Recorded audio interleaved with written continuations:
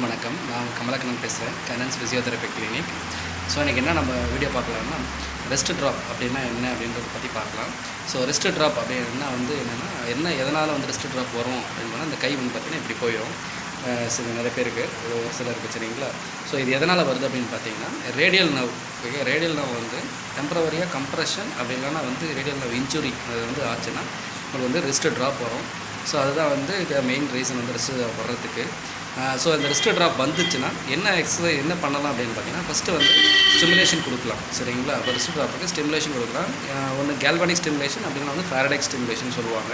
அதாவது group muscle stimulation அப்படின்னா individual muscle stimulator அப்படின்னு பண்ணுவாங்க.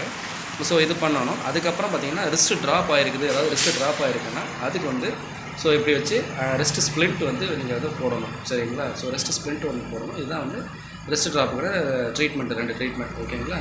ஸோ இந்த வீடியோ உங்களுக்கு பிடிச்சது லைக் பண்ணுங்கள், சப்ஸ்கிரைப் பண்ணுங்கள், மறக்காமல் உங்கள் ஃப்ரெண்ட்ஸுக்கு ஷேர் பண்ணுங்கள். நன்றி, வணக்கம்.